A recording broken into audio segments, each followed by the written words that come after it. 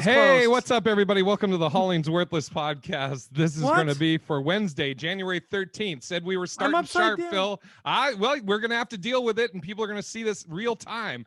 I am one of your hosts, Big Irish J. Hollingsworth, and as always, we have the co-hosts. First of all, we have the mechanical Sean McCann. Great to be here, and I'm really stoked on how the show's starting out. Awesome, right on time, like we said. We said That's sharp. right. As always, we have the co-host, Manulus Rojas Martin. Ay, ay, ay. And Phil. Hey, welcome to the show. Happy to be here. I'm here to fill you in. Oh, God. Jesus Christ. Phil Hardman. Yep. So we said we were starting at 5:30 sharp. Everybody showed up, and I was like, it was at 5:31. I was like, all right, we're going to just start. And then when Phil gets here, I'm sure he won't be ready. And so we'll just go real time. And so that's where we're at. And now fucking Phil his screen is thinking. Anyways, It's so we good. got so much shit to cover. Last week, it's crazy. I was talking to Sean about this off the show about how last week Sean mentioned, he was like, yeah, man, so they'll be counting the electoral votes. It's going to get done. We'll see what happens. And then since then, what the fuck is happening with Phil? I bet he had to redo his camera. Oh, Anyways. Jesus. Oh, there he goes. Yeah, fuck it. He'll figure it out. So Sean, you fucking you didn't necessarily call that something was going to happen, but you kind of, pretty much called it. Yeah. Yeah. Who'd have thought though it would get to that level? Dude, that was nuts. My head, I noticed too when I was watching that happen, it wasn't like registering in my head that was the Capitol they were storming. Like it was so outside of the norm. Dude, what was wild to me is that we didn't really know about all that because we're not on Parler, we don't stay on we don't stay on Facebook or any of those message threads, and they had been coordinating this, and I saw a girl post the day before, no longer really I had to unfriend her because she was just getting too much. She had posted, "You guys ready for the Civil War tomorrow?" And I'm like, what are these idiots talking about? Oh, really? And so all of a sudden, then you see all that shit go down, man. And it felt surreal. I don't know how you guys felt, but I was like, damn, man. It was like, I think being black, you always know that you can't even attempt any shit like that and survive. But then you see that shit go down and it's just like, what the fuck, man? It just, Dude, that's crazy. That's what I said. I said, I did a post where I said, replace those signs instead of saying Trump, saying Black Lives Matter. And I go, how far you think they would have got? That's like maybe a toe on the first step. And somebody actually posted how many officers or military or whatever were on the stairs of the Capitol during Black Lives. And it was like layered. There was line after line after line of people in uniform that were ready, the military. Yeah. Kind of.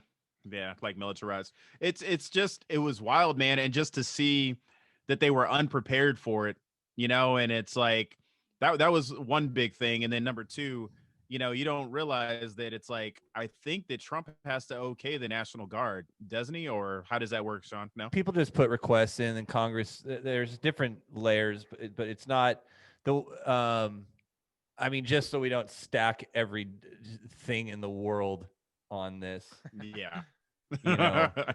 No, it wasn't Donald Trump's no, don't send it that didn't happen. Capitol Police were trying to do something. New York, I guess, was sending over. The thing we have to remember, because you have to watch how this is written, is that they talk about how, they sent a bunch of stuff over to Capitol Police to let them know that things are going down, which is partly true. The full truth is that they sent these memos out to all police agencies. Right.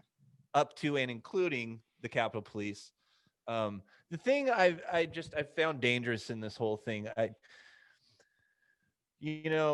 first off, anybody who was there, which I'm glad, they just came out a couple hours ago and they came out and said, the State Department did, or somebody was saying, look, I don't care. We're going to look at things at different levels for sure, but I don't care if you put your toe on the property or you actually overthrew something. It's all in the same realm, and we're going to come after you and we're going to get you. Yeah. And I think that there shouldn't be any police. Okay, sorry, I've got this cat that's driving me crazy. God, some weeks are better than others. She's like the dude, Phil I'm Fox telling of feline, the feline Phil Fox. Meow. Yes, that was great. Go on, Sean. Though, sorry. But look, here's where I'm at is that you can't plea this out. You have to go to jail for this. You have to. Right. You've got to feel it.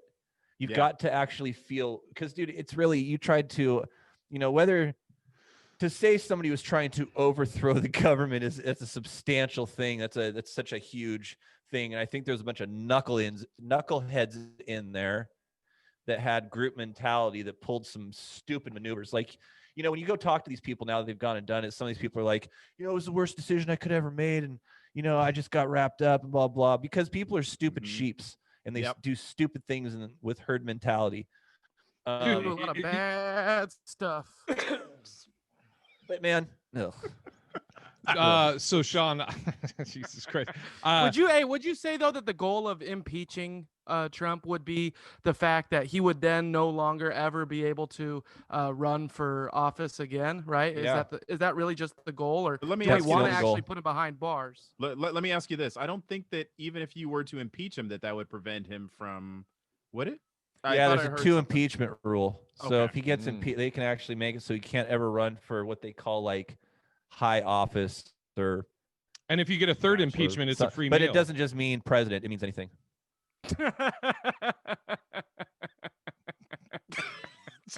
Just hearing Phil's laugh. Like this. No, what you were saying though is about the sheep thing, Sean. Because I listened to I pretty much listened to as many different news from different sources. I listened to Fox, I listened to CNN, MSNBC, Headline News, all these different people or news companies on the radio, Sirius XM, when I'm driving. And, they're talking about this and both sides saying whatever about the people that stormed.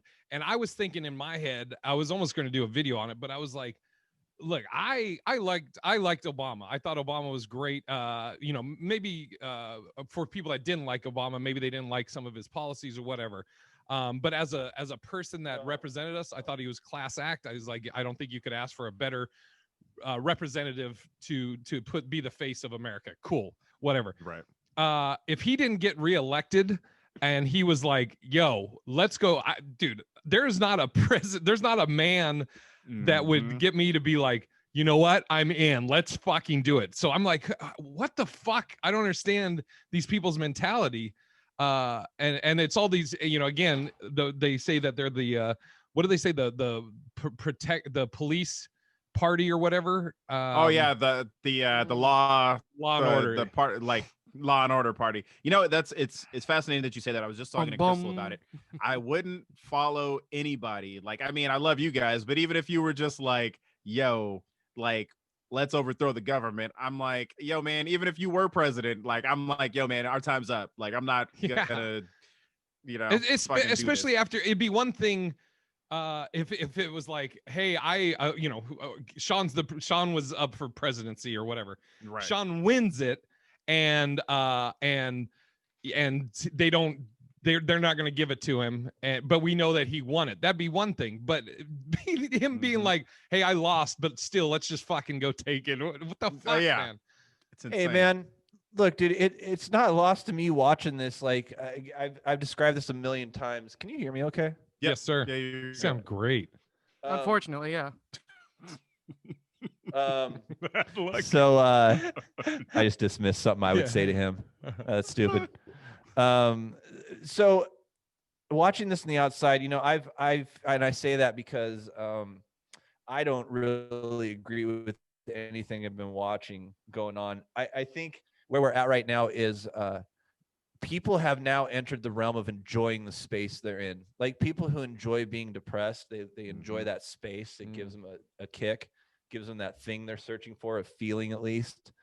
People that never had a voice, say back in high school or college, that were considered dorks or nerds or other things. Dude, Phil's here.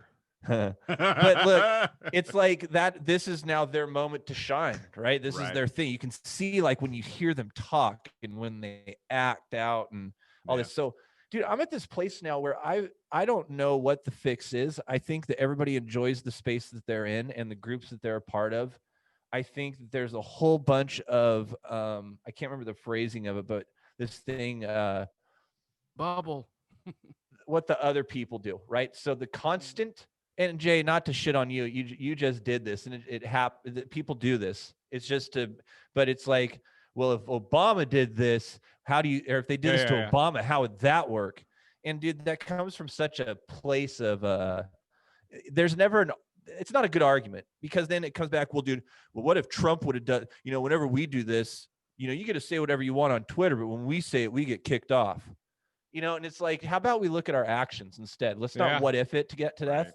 Let's just look at your actions. I'm tired of the destruction in this country. Mm-hmm. I'm tired of watching people fight for stupid stuff. I'm tired of the real voices being drowned out by destruction and chaos. Yeah. Messages are lost. So, dude, all these things just look like groups of anarchy. From a outsider's perspective, dude, this is how it looks now. It's like BLM doesn't have a voice anymore. The BLM now is a acronym for destruction instead of a message for change, right? So now it looks a certain way. Optics are shit. All these right wing, and now to be a conservative Republican means that you are a Nazi, right? And dude, you can't even have that belief system anymore. You're a Nazi. Isn't that Nobody crazy? wants to get along, Fascist. Dude. Yep. I mean, it's like, it's so fascinating that you say that, because it's like, it's so easy for a platform to get hijacked, right? Fascinating. And it just takes fascinating, ridiculous. It's like, you got BLM, and a few people hijack it, from, some people who just want to watch it burn. Now, all of a sudden, the whole peaceful movement is fucked. The takeover on Capitol Hill, right? The chop zone. Yep. Now everybody thinks of us as that. Yep. The media puts it out there. Yeah. Makes it that way. Exactly. And then on top of that, now you've got, I'm sure there's still there's plenty of good conservative people who are not with Trump. Yeah. But now it looks like that they all are, and they're all neo-Nazis, Proud Boys who destroy the Capitol when they don't get what they want. So that is, the tough thing for me, though, is it's hard to think that 74 million people still voted for Trump. It just says something, though, doesn't it? It says something. And dude, we got to learn empathy. Yeah. We got to think about the other side. I'm not saying sympathize or bend to them. I'm saying understand where the other side's coming from so you can attack it or address it in a certain way. Like this whole, I go back to that thing, dude. Sorry, I'm Bogart. No, you're good. I go back to this thing where it's fine, straight white man. A couple episodes. Yeah, I am too. I am cisgender, all that shit. I'm all of those things. But it goes back, dude. We were talking before about the kneeling at NFL games, right? And so people getting mad that folks are kneeling, and then those that are kneeling getting mad at folks who say it represents the military. And so then you get to this place where the person who's kneeling they're saying, look, that flag has nothing to do with the military. I'm kneeling because my civil rights and what that flag represents to me. Right. And so then the other person's like, no, check it out, though. It isn't about civil rights, dude. That thing's about the military. It's about what it means. They drape that over dead soldiers' caskets. It is about the military. Both those people are right and both those people are wrong. Where they're wrong is that one group said to the other one, no, it's not about that. It's about my thing. And the other person says, no, it's not. It's about my thing. Both you guys are right. It is about your things. Right. It does represent the military, man. It is draped over caskets of dead soldiers. I have one in here for my grandpa. It is. That's what it is. Yeah. It is about civil rights. It is representative of a shitty history. It is that. And until two motherfuckers want to agree to that, we're not going to get anywhere. But everybody thinks they're right and they're wrong. And they're right and they're wrong. You're both wrong. You're both right. I just got chills on that. That was a great fucking Jesus, man. On 2024, baby. Oh yeah, man. It's so funny because I think I might have told Jay this, but I posted a clip from The Dark Knight, and it was the scene where Batman's talking to Alfred about the Joker, and he's like, they've gone too far this time. And then Alfred says to him, he was like, no, Master Wayne, it was actually you who went too far. You were the one who stepped on the necks of these criminals and forced them to turn to a man they didn't quite understand. And this man just wants to watch the world burn. And I was like, fuck, man, God. that is so on point. So Nice screwed. reciting too, dude, because that was Yeah. a bit of a tongue twist. You just nailed it. Hey, I gotta grab my cat. She's in the kitchen by herself with the door closed. You're good. Hopefully. Well, we playing got with the garbage emails, gentlemen. disposal. Do we want to go over some fan emails? Well, when Sean gets back. Yeah. I'll say this, which I don't know if Sean can hear this, so we may have to repeat it, but as he's in there, hopefully strangling that cat. Or here, he's back. I'll wait till he puts these mics on. Okay, so Sean, I just was going to wait till you got back. I sent to Sean, or I told Sean to Google or to look up on YouTube the now on the no-fly zone or no-fly list, all the people. So I just found out today, do you know how they tracked them? Mm-mm. Okay, because you're probably like, well, how I'm sure they couldn't get the picture right away and match it up. This is how they got tracked. I heard it on the news today. So at the Capitol building, because they have all the underground tunnels and everything, they had to build up their own infrastructure of cellular. And so anybody that enters the Capitol, or is, I guess, in that area, goes onto their network, and all their shit is tracked. So everybody that was in there, you are fucked. Are you serious? Wow. That's crazy. Dude, that is crazy. I mean, I'm all for it. You know, it's like, dude, you can't not have consequences to that shit. You know what I mean? And like, to think that you were going to overthrow a government, like, nope. You're going. Like You gotta go away. You gotta Dude, I saw Braveheart guy. Oh yeah, dude! I saw one person, one of those videos. The person was at the airport, outside of the plane, and they're crying. They're going, "This is what they're gonna do to us. This is what they're doing." I'm like, "You fucking did it yourself, you dumb fuck." Oh, dude. fuck. I sent my mom the video of a couple of them, and she was in tears laughing. There was this big white guy on the ground. He's like, they're fucking treating me like a black person. Dude, I saw that shit. I saw that shit. That's not this. That's a couple years old. I've seen that. That is classic. Okay. He does say that. Treating me like a black person. I mean, wow. still funny today. Hilarious. Hey, oh man. So just to be clear though, they didn't put him on a no-fly list. They put him on one just in DC. And now the FAA is looking, the FBI and FAA are talking about how to get them on, ready for this?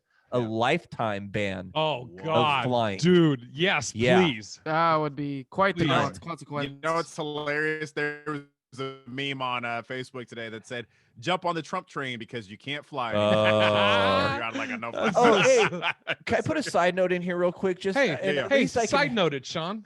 I just want to help with at least the folks that are listening to us. I know this can't reach a lot of people, but to the people that listen to us, don't be this person. I'm gonna frame it this way. Don't be this person. Wait. Are we about to improv? Are we about to improv? Nah, I don't have the both sides. It's not the both sides. I mean, Manny can jump in. All right. So don't say this though. Don't say so. If somebody, if somebody has their camera pulled out and you're outside and they're filming you, don't be the person that says that's illegal. You don't have my permission. Don't be that person. Also, you need to understand that because a building is open for the public to come into it to patronize it. So say like, let's call it a Starbucks. Right. That is open for people that happen to be from the public can come in and purchase services and goods. However, it's not for the public. It just has to be people are of the public, but it's for those people that they deem serviceable. Right. Picking my words. So what that means is when you go into Starbucks and you're not wearing a mask and they say, hey, you can't get a coffee here. And this goes for any place, anywhere, Home Depot, anywhere. You can't come in here. We're not going to serve you because you don't have a mask on. Please do not start up your phone and then start saying, this is public space. You have to serve me. It is not public space. That is private property. They can refuse service and they can do what they want. Also, don't say people are stomping on your First Amendment rights by not allowing you to speak. because your speech only goes so far. In a private place, a private company, a privately held joint, you don't get to have freedom of speech. That goes out the door. I can't stand up in the middle of my work and say whatever I want. I was going to say something inappropriate, but whatever you want, dude. You gotta, PC just Manny don't be was about these that. people. Yeah. I see this too much on Reddit, bro. Oh, dude, I Yeah. watch all the Fucking videos dummies. of First Amendment auditors where they go into they'll go into the post office and they'll be filming. And I guess legally, because that is a public, they can film in there. But people are like, I don't want to be on. He's like, well, I mean, I can't film behind the desk and shit like that. But this is public and it's owned by the state. So this is, public property, blah, blah, blah. But I know what you're saying. I saw one that was great. This guy wasn't wearing a mask and the cop's telling him to put his mask on. The guy goes, I have an exception. I have asthma. And the cop just goes like this, reaches in his pocket and pulls out his asthma breather. And he's just like, put your mask on. Yeah, it was great. And Yep. Phil has emails that apparently there's a hot topic for you, Sean, or something. Yeah. Oh, let's do it. Since Sean's kind of had the floor a little bit here. So we got listener email. Our shit just crashed and we just came right back. So we have listener email. Take it away, Phil. Did I sing the song already? No, go for it. Yeah. Yeah, okay, great. Do it again. Yeah, why not? Shit. If it rains or if it hails, it never fails that we have listener emails. I All right, like it. I like it. Sean likes it. Get it Wow. better, but No rhythm so, there, yeah. but yeah. no, okay. it was a little off. But nevertheless, we have emails that listeners sent us to hwppod@gmail.com. And our first email is from Michael, who shares middle name with Sean. Oh, yeah. We've got mail. Okay. Michael says, when you guys discuss politics, it's like a CNN-style four-man circle jerk of leftists. But at least Sean is objective sometimes. Sean, you believe firmly that the last presidential election was totally legitimate.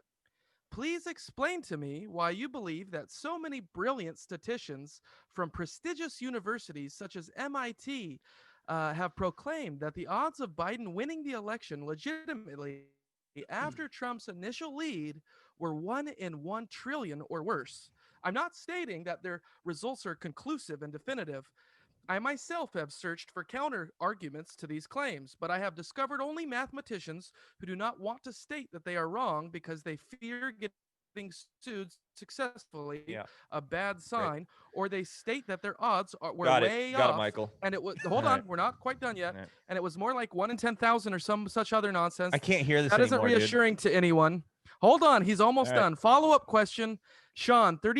35 to 40% of our electorate believes that the last election was fraudulent. So do you believe that this republic can continue to endure in its present state for even 4 more years, whether their beliefs are right or wrong? Frankly, even 20% would alarm me, let alone 40%. Are secessions inevitable? Thanks, White Jay-Z. Actually, I like to him. He's me- back on board. Yeah, Back I on was board. gonna say. he says, actually, to me, you are the show's Glenn Greenwald, left-leaning, yet sensible. Thanks. I appreciate that because I feel that's who I am. Thanks, dude. Thanks, Michael. Do you know who that is? No idea. But so Michael, I'm gonna call you Mike just because it's easier. I don't want to come across like I was being disrespectful, so I know I was. Great questions.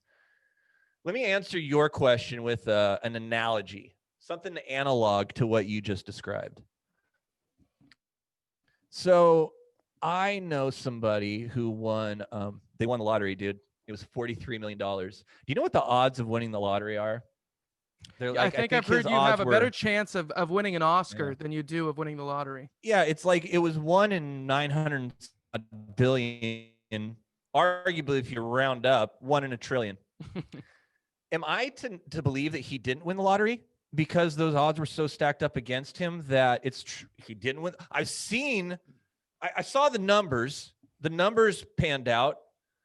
There has been nothing brought forward aside from questions about did he actually buy the ticket and questions around like, were they really those numbers? And so to answer those questions, we presented a receipt for the ticket that he bought and also showed that these were the numbers, in fact, that came up that allowed him to win the $43 million. So my question is, and not to be a dick anymore, but like, I don't understand what statisticians, by the way, how statisticians have from MIT and Harvard and all these places, regardless of the fact of whether it was a trillion to one shot or a 100 to one shot, however that math figured out,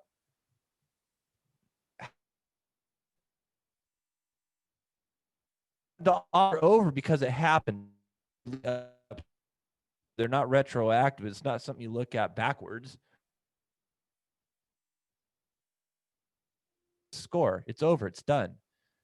So I guess to answer your first question, I mean, dude, I think that's one of those kind of really light, non-grounded arguments that people like to bring up to other people. And most of the time, I think people get wrapped up in that argument with like, well, yeah, but, and I'm not going to do that because it actually, it's a nonsensical topic.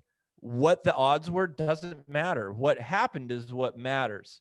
They have gone through and recounted and came back and said, look, we've done recounts. We've looked at this and that, and everything's cool. I understand it's crazy that on paper he was supposed to win. I get it. And there was a ton of votes that hadn't come in and got counted that came in and were Democrat leaning. But what we all know is Democrats vote late. Why are we going to scrub that knowledge when it doesn't fit?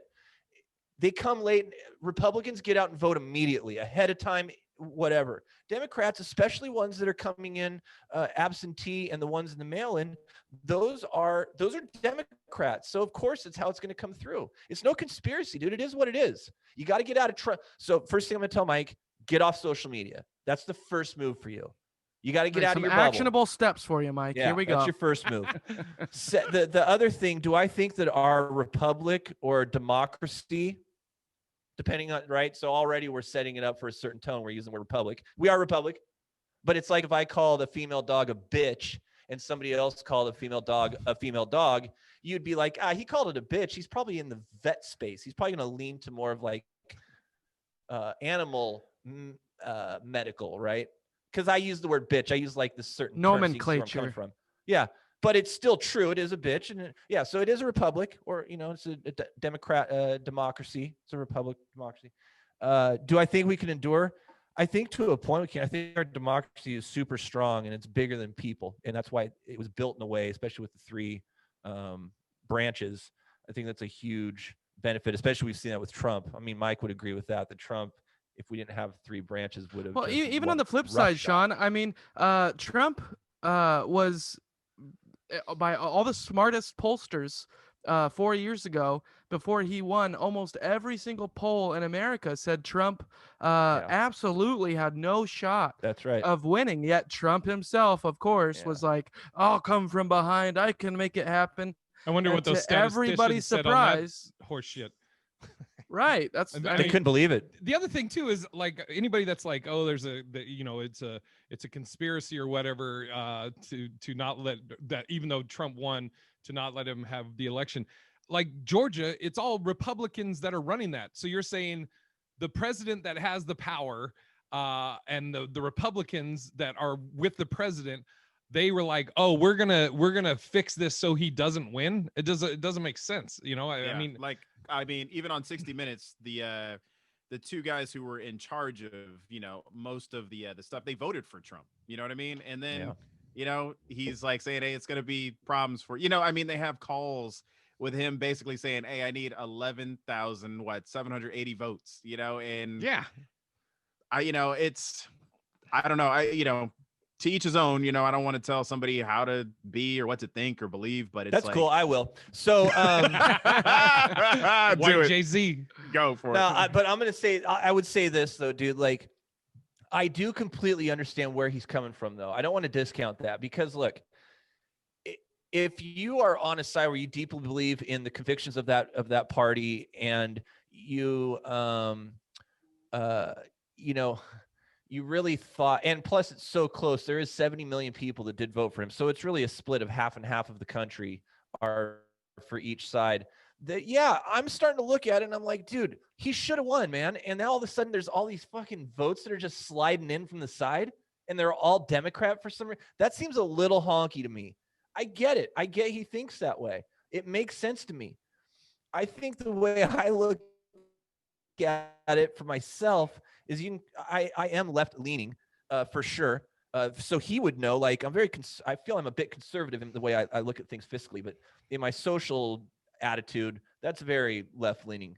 So I think that's why I look both ways. But dude, I think people like Mike might want to just take a step back and be like, look, maybe if I was to blind myself and scrub off, like if I had all the data in front of me of the results and how it happened, and we took away the R's and the D's and the Trumps and the Bidens, and I just saw raw data in front of me, then the winner is clear on the data. Now, please tell me, put names on the top of that. Oh, it was Biden. Right.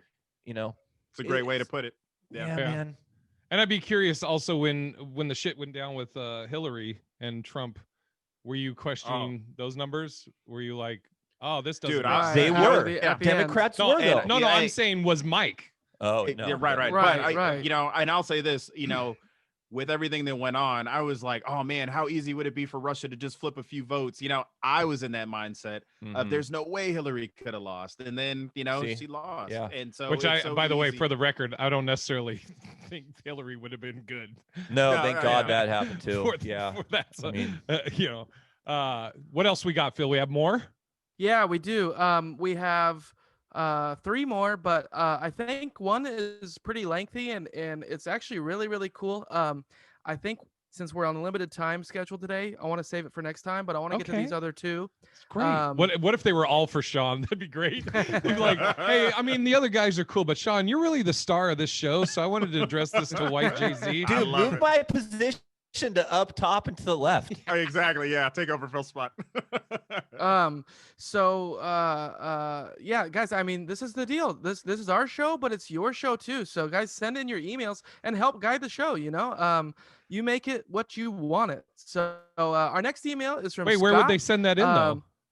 Oh, well, of course. I mean, you can't just send it into the ether, you got to send it to hwppod@gmail.com. What's that? It's hwppod@gmail.com.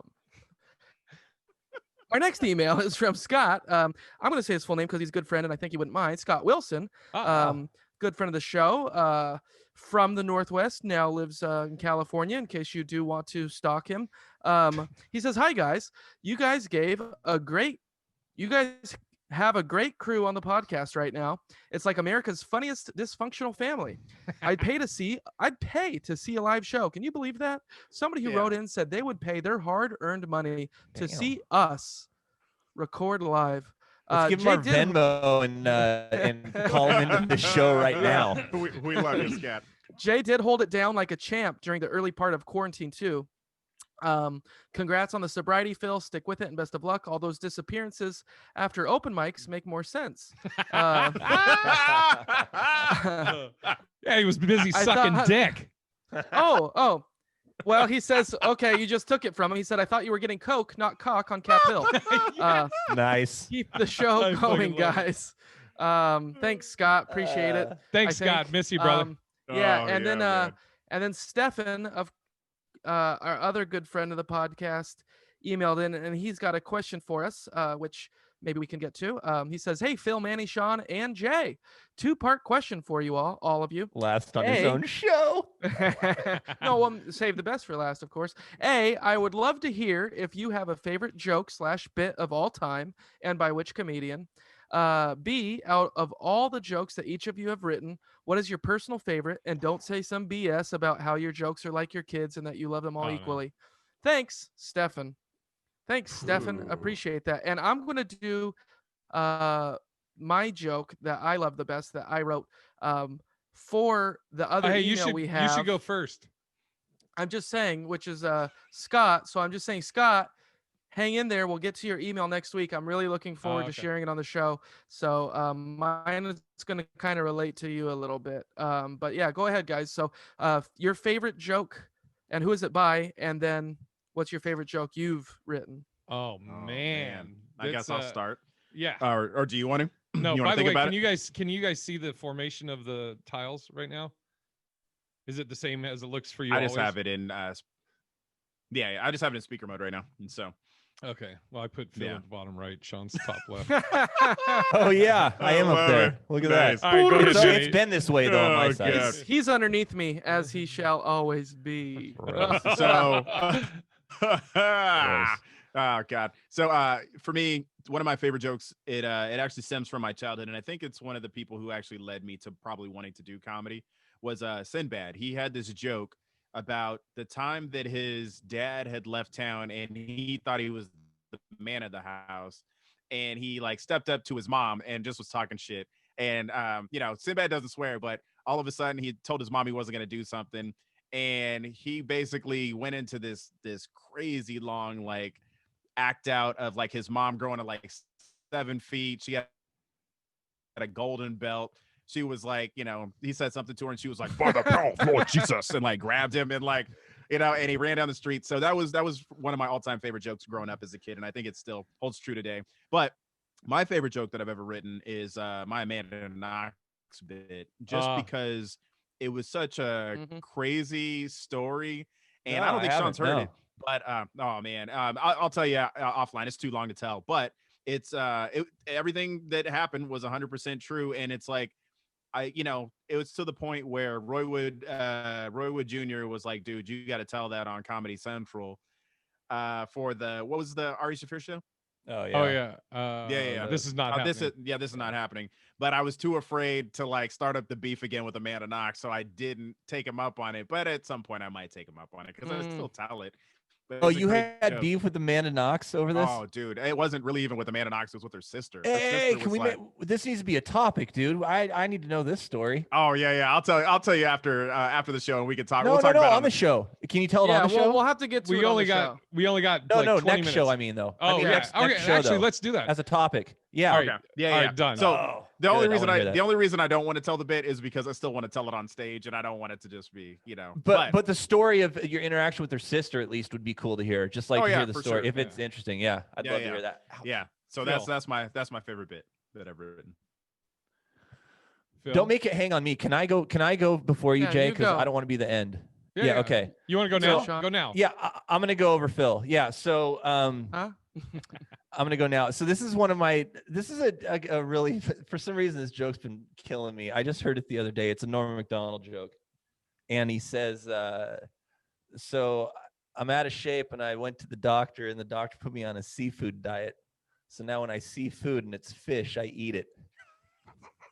It's so dumb.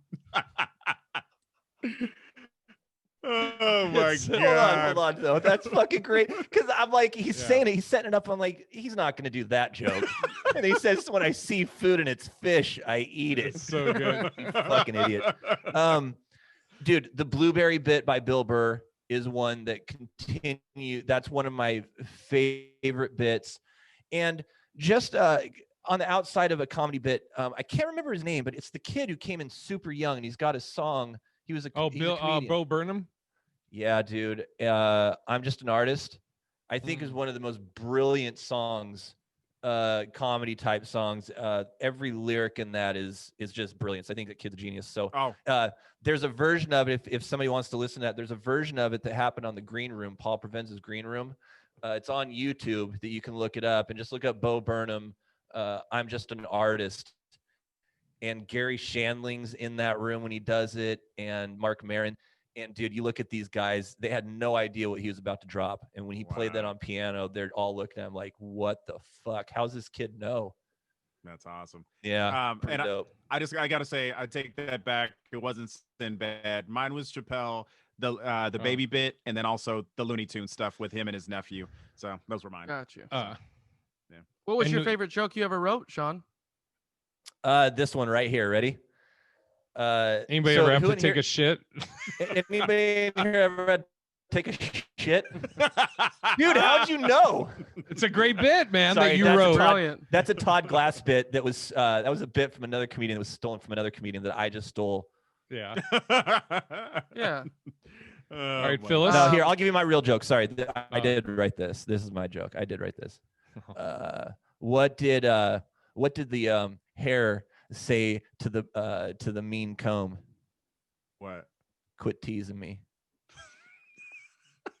Didn't you say we have to end early, Jay? I think we got to end early. I So love it. I love it. it was nice. I wrote that nice when I knowing was you like guys. maybe 9 years old, and it's never left me. So good. So good. So good. I would say my favorite joke bit of all time. I have so many different ones, but I guess as far as just like Really? favorite like chunk of material would probably be the two people I said last time as far as the stand-up comedy special presents on Comedy Central from Pablo Francisco and Dane Cook. Dane Cook's like when he's in the bathroom and he's like, everything's wet every time you walk into the bathroom, and then you always see like Mike was here, and then right underneath it somebody writes Mike's a fag, and then somebody comes back, he's like, I'm not a fag, I'm a fucking Jews, and it just like keeps escalating and gets crazier and crazier because it's you see it in every fucking bathroom. And then he does the I like how much drive-through leeway Whopper you bit. have with the English language nowadays. I know. dude. I'm gonna be honest. I'm just gonna say reciting a comedy special presents. that. None of us and are telling then- that story. Yeah, then, I don't know if I need Pablo- to PC Manny that shit. Jesus. And then Pablo Francisco, just his voices are so funny. And when he does the movie announcer guy's voice at the end of that special, it's so funny. And also just he continues to do this like Latina lady's voice throughout the episode. He's like, stop, you're hurting my arm. Like it's just so Fuck, man. just Rest so in funny. peace, huh? Who? Go ahead. His career. Pablo? No, Oh. he's That- fine. and, He's good now. He's good. Just shout out to yeah, Pablo. yeah. He's He's sober healthy. now, so that's great. And then the favorite joke I've ever written. Oh, and another one. My favorite joke that I recite is when somebody asks me. You know, as a comic, people always tell you once they find out you're a comic, they say, "Oh, tell me a joke." And so I read this in a Reader's Digest, and it was Eddie Brill had written it, who used to be the booker for the David Letterman show, and he would say, whenever anybody tells me to tell them a joke, I always say, "You're really good looking." And I just think that's really, really funny because it's so quick. And it's like basically a fuck you to the person who asked you to tell a joke. Sean's so- going into a stroke. But anyway, the joke that I like that I wrote, which is still hard for me to get into sometimes, I say, I just like traveling to other countries and hearing the languages other people speak, especially when other people from other parts of the country, you know, are trying to speak that language. It just sounds so funny to me sometimes. Like you never heard a British person speak Spanish, you know? They're like, "Hola, ¿cómo te llamas? Me llamo Felipe. Y tú? Gracias de nada." So that's That was always one of my favorites. Sean loves it. it's a shout out to Hey, you, Nalda. Scott. So- 10, 10, 10, 6. Fuck you, Russia! So my grandfather's in there That's with me. one of That the was best. Yeah. Uh, In fact, that joke was actually told. What's that guy's name? Another comic. That's pretty funny. Anyway, he told me like that joke one time when I did it in San Francisco, and I was like, "Oh shit, somebody actually thinks I do something funny." Dude, that shit's fun. That is funny though, especially the way you But yeah. acted out. Fuck you, Thanks. Russia! Yeah. 10, 10. yeah. This is fucking- I love too when the his crowd's eyes just I absolutely love when that joke doesn't hit and the crowd's just looking at him like, what the fuck? Yeah, it can People go like- very wrong. Yeah. Like, Yeah. Russia? Is fucking Russia here? What is he talking I'm about? like, why is he just fucking his belly button right now? I Yeah. don't understand it. My All right. favorite joke, Jay. I'm like, I can't, it's weird. Like, I think of more like a act, like, fuck, man, dude. Like, I think of Bobby Kelly's set on the Degenerates when we watched that. dude. I'm like, Jeez, that's dude. like 30 minutes of just all of it. I'm dying. It's killer shit. Patrice O'Neill, I Mhm. think it's hard for me to be like, oh, this is one joke that I'm like, this is above all. I think of his whole like act or his whole set, and I'm like, Hey, fuck. dude, elephant in the room though. That's what I'm saying, couldn't you elephant in the say? room. But I'm just saying, couldn't you say that up front piece with the blonde girl, basically saying what people's value is? It's like that front piece is one of the most brilliant. Dude, pieces and the ever. shit The whole about thing's great. about talking to the black girl, like how if you get lost, how long you think they're. It's all brilliant. Like that whole dude, Brilliant. dude, it's so fucking good. but you know what? You know what's a joke that like natural. sticks in my head. That is also I would also say a person whose act again I think of like is Bob Marley out of Maine. Like when I watched him, I think I told all of you guys, I was like, I watched his set and he got done, and in my head I was like, do we even do the same fucking thing? This guy's on a level that I'm just like, holy shit, dude. But it's a quick joke, and it was an in the moment thing, and it's one of my favorite things ever. Don Gavin from Boston. So I think you guys have all heard this story before. If you haven't heard the story, Don Gavin, they call him the godfather of Boston comedy. He's like a legend in Boston, and very Boston, thick accent. And he was on Rogan's not too long ago, but he drinks. He's one of the few old school guys that still puts them away. Like all of them got sober and don't do coke or anything anymore. But he still drinks. So sometimes when he's on stage and he's drinking, he repeats a joke. So one night he's on stage, he tells a joke, he's drinking. Later on in the set, he repeats that joke. Guy in the front row, I guess a younger kid, just goes, "You already told that one." And Don Gavin grabs his drink, swirls it a couple of times, and looks at him. He goes, "Oh yeah? The record's 6." And just takes a fucking swig. It's just a fucking quick throwaway line, but it's so fucking brilliant, and just not give a fuck as a comic, and just I always think of that. It's just fucking hilarious to me. As far as my own favorite joke, fuck man, I don't know. I mean, like, like Bottle 'em was like my first merch that I ever had with a joke, so that has like sentimental value. The cheating whores one, like that got me like a lot of people like that joke. I don't know, it actually might be because it includes my pops, the one about the Christmas check, where he fucking, that's good. Mine's racist pickles. I always love that shit. So dumb. I also like this one. I mean, and this may just be the comic in me, which you guys will get, is the one I'm doing right now about the lady that wouldn't fucking stand further than, or wouldn't be 6 feet behind me. She was like right up on my ass. Like, I'm loving working that out right now, and that might just be the comic because it's the something current new one that I'm working on. Yeah. I guess I'll go ahead. It's hard. What were we gonna say, Sean? Well, just on what you were just saying about the 6 feet thing, dude. I was just at Harbor Freight the other day, and I was buying a creeper. It's this thing you lay on to go underneath your car to work on, And I'm buying it, and that, imagine the reason I'm saying that is because it's like 4.5 feet long, maybe. And dude, I'm standing in line, and you know how we all stand 6 feet. I'm standing in line, and for some reason, there's like this audible echoing breathing. And I look behind me, and dude, I think she was just like hopping onto my back for a fucking a ride around. So I looked back at her, and I was like, "Hey, what's up?" And then she's like, "Oh, hey," and just looked at me. And my "what's up" was like, "Hey, what is up?" She's like taking it as, "Hey, how you doing?" And so then I move forward, and she's coming right up behind me too. So then I start to move a little more forward with my hand back with it on the thing, like I'm resting on it to keep some. That doesn't stop her either, because now I can feel the. This sounds like my whole story at the airport. Yeah. So I just lay it down on the ground. Now you can't walk unless you walk on it. Now you are 6 feet behind me. Yeah. It's just, wow. Jesus, dude. Like just yesterday, I was buying a lotto ticket. It's like what, 600 million or something. Hell yeah. And somebody was right behind me in line, and I'm just like, Jesus Christ, like you're literally a foot behind me. Yep. And it's just this little confined space for the machine. And I'm like, dude, do you not realize? I mean, he had a mask on, but I'm like, dude, we're in a pandemic. Back the fuck up. Masks don't matter though, because it still spreads. Everybody's getting sick. Masks don't matter. Yeah, because you're not wearing it. Yeah, I think I might be That's why. I think I might be the women in your guys' stories, because I just like will walk right next to somebody or right by them, and I won't even. I got other shit to do more than to think about how fucking far away I am from another human being. Dude, they put a sign on the ground. They put a sign on the ground. Also, I have my mask on all over my nose and my mouth. But when it comes to standing in line specifically, I make sure that I'm on the sticker and a bag. Yes. Really quick shot, or Phil, because we only got like 5-ish minutes left. You're dating. Let's do like a little teaser, because have you been on any dates yet?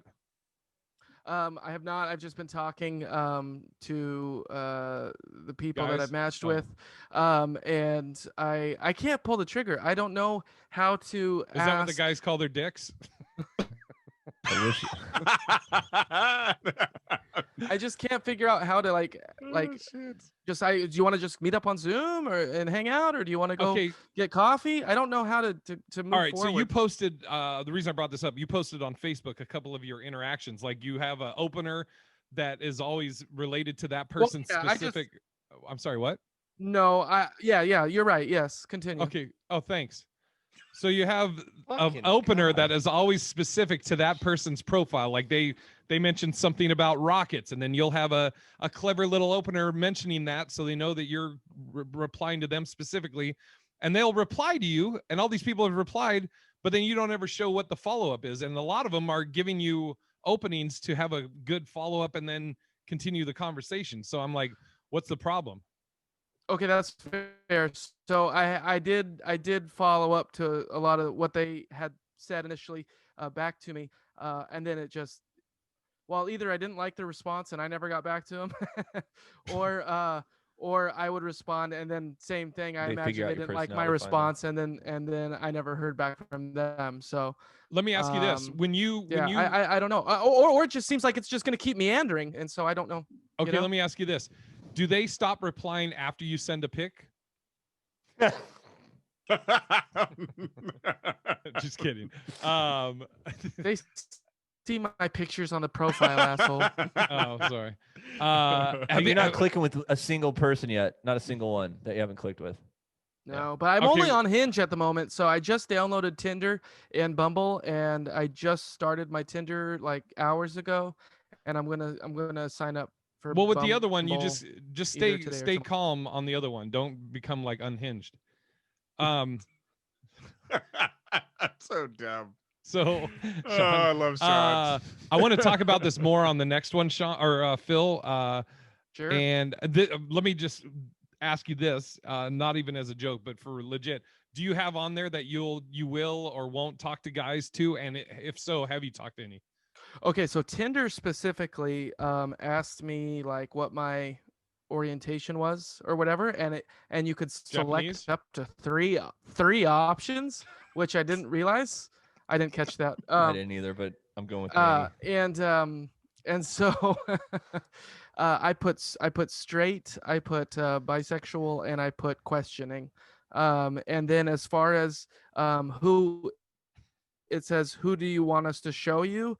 I was like really torn because I was like, maybe I should just have it show me everybody. I'm so hesitant to. I don't know how to navigate that. Put that in your profile. You can put all that shit in there. realm. Be like, Yeah, I don't know. You know, I've predominantly dated women or been attracted to women. I'm curious about guys too. I don't know. I don't know. I mean, how to if we put it this way, dude, every time that I've actually like hooked up with a dude and did stuff with a dude, I was like fucked up and wasted. So I've never done it like sober before. So it's like, I don't know. I don't know. It seems like you should make that. It comes organically, like it because Yeah. you did the hardest lift right now. You talk about it openly and confidently. It seems like that's the biggest lift. Now you just kind of allow the boat to meander down the stream, and that's if why you I'm will. and I'm open for that. Yeah. And I mean, Yeah. I think also be comfortable with maybe realizing that you're more straight than, you want, I hope that's okay. Don't be ashamed, Phil, if you're more straight. Yeah, you know what I mean? No, it's Talk not. to us about It's that. not that. I think it's We'll just. I accept think you. you're right. I think it's. It would be weird though.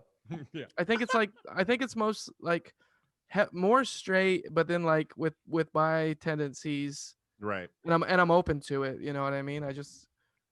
I'm down to get freaky. Fucking don't ever say that again. All right. Also, I just want to say I've noticed that so I've been off my antidepressant now for almost like 2 weeks. My doctor took me off, Oh. and I feel like I mentioned last time that I feel like I've been starting to get like jokes popping back up in my head, Oh yeah. and I'm wondering if that's fucking has to do with the fact that I've been off my Mm. antidepressant. You know what I Nice. mean? Dope. Yeah, that's awesome. Yeah. Especially And the if urge to doctor kill said do myself that. actually isn't too high. I thought you were gonna go the other way. You're like, I have all these great joke ideas, but I want to kill myself. All right, what do we plug? Let's start with Phil. Since you're on the bottom right, we'll start with you, Phil. Anything you're plugging? Yeah, just keep swiping left until you get to me, and then swipe right, because you might find me on Hinge, Tinder, Bumble, Match, OkCupid, Plenty of Fish. Farmers Only. Grindr. Fucking, Come fuck me is basically what I'm saying. Come fuck me. Act like the animal. By the way, Phil, really, how many days sober, Phil? We're over 120. Fuck over 4 yeah. months. Yep. Fuck Yeah, yeah. man. There you Dope. I go. love it. Manulus. That's awesome. Let's see. Check out the next episode of Love in Black and White. We got a new one up this week, episode 19. We talk about our love languages, and next week, me and Jay will actually take the test to see what our love languages are. So it'll be interesting. Sign. Outside, It's sign. Oh, what? I have no idea. It's sign. I have a sign. Sign Phil. language. I have a sign, Phil. Stop. Which is what you just did to this whole conversation. All right, Sean. Yeah. Well, I'm still out on my tour looking for spots. We'll be at the Butte of the Joke in beautiful Montana. I'll keep you guys updated on how that's coming. Should have a plan together in the next year. Fuck There you yeah. go. And I will be at Brad Garrett's Comedy Club this weekend. One show Thursday, I believe 2 Friday, 2 Saturday. But we got shows Thursday, Friday, Saturday. Brad Garrett's Comedy Club. You can go to Brad Garrett's Comedy Club or do a search for that and get tickets for that. Do it. And other than that, if you can, rate, review, subscribe, all that. And until next week, Phil. Don't do it. We love you, and